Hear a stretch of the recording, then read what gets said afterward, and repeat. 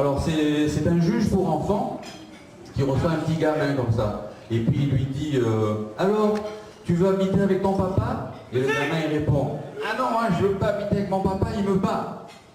Alors tu veux habiter avec qui? Avec ta maman? Ah non, je veux pas habiter avec ma maman elle me bat. Bon, tu veux habiter avec qui alors? Je veux habiter avec les joueurs de l'équipe de France. Et pourquoi? Ben eux ils battent personne, hein.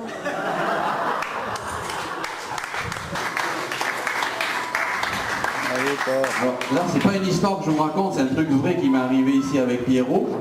L'autre jour, quand je suis arrivé là, on croise une serveuse qui avait aussi 70 ans, hein, parce qu'elle n'est plus là, elle n'est pas là ce soir.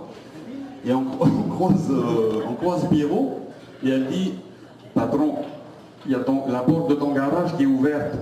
Alors Pierrot, il dit, ça y est, des blocs, la vieille, j'ai pas de garage, moi, j'ai pas de bagnole, j'ai que la voiture de service, qu'est-ce qu'elle raconte? Alors, je regarde, je lui dis, Pierrot, ta braguette. Alors il dit, ah oui, purée, ma braguette. Alors il rappelle la mamie, il dit, mamie, viens un peu là. J'espère que tu n'as pas vu la super Cadillac qui est dans le garage. Alors il y a la mamie qui dit, non, Pierrot, j'ai juste vu la vieille Volkswagen rose avec les deux roues arrière crevées.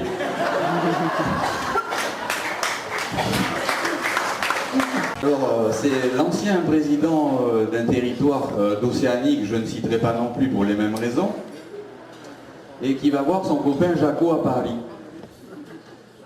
Et donc, il arrive, il lui dit comme ça, Yorana Tato, Yorana Tatous, je vais voir mon copain Jaco à Paris.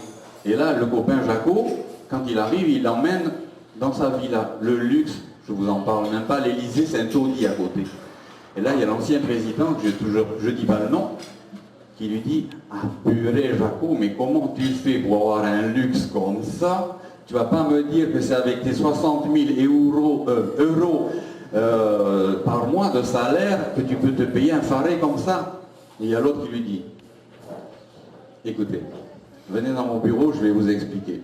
Et il monte dans le bureau, région parisienne, ils ouvrent les portes, et là, il y a Jaco qui lui dit, tu vois l'autoroute là-bas? Lui, il voit avec les échangeurs, 35 milliards, je me suis arrangé avec les entrepreneurs, 4 milliards pour moi. Et voilà le travail. Et là, il dit, ok, j'ai compris la leçon. Et il rentre chez lui. Et un an après, c'est Jaco qui vient dans son pays. Et là, la maison du président, celle de Jaco, c'est un taudis aussi à côté. Hein. Et Jaco, il arrive avec ses grandes lunettes comme ça, et il dit, eh bien, je vois que tu as bien compris la leçon. Hein. Comment tu as fait? Et l'autre, il dit, ah, viens, je vais t'expliquer, viens dans mon bureau. Je regarde Joël, il sait pourquoi.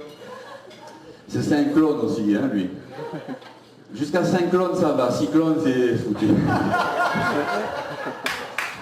Donc, il ouvre la fenêtre, vue sur la rade de Papété, tout ça, et là il lui dit, tu vois l'autoroute à 8 voies avec les échangeurs à 40 milliards?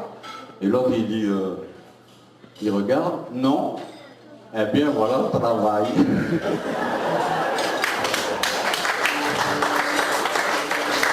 Voilà, je vous laisse respirer. Bon, ceux qui ont fait l'armée vont comprendre, hein. C'est un adjudant qui est sur le pas de tir, il y a tous les tireurs qui sont alignés comme ça, et ils passent. Et ils regardent. Alors tout le monde a sa lunette, il tire comme ça dans les cibles, et il arrive au dernier, et le dernier, au lieu de regarder sur la cible, avec la lunette, il regarde dans la colline en face, tu vois. Et alors là, on lui dit, l'adjudant lui dit, hey, la cible c'est là, c'est pas là-bas dans la colline. Et le mec il dit, mais là-bas, mon adjudant, c'est beaucoup plus intéressant dans la maison avec le toit rouge. Le gars lui dit, la maison avec le toit rouge, avec les volets verts? Oui. Mais il dit, mais c'est ma maison. Oui, mais il y a une femme qui est nue avec un mec dessus. Ah bon? Putain, fous-lui une balle dans le cul. Alors le gars, il dit, bien l'adjudant. Il a juste la lunette, tu vois. Et puis il y a l'adjudant qui attend. Et après, il dit, alors tu tires? Et l'autre, il dit, si tu crois que c'est facile. Hein.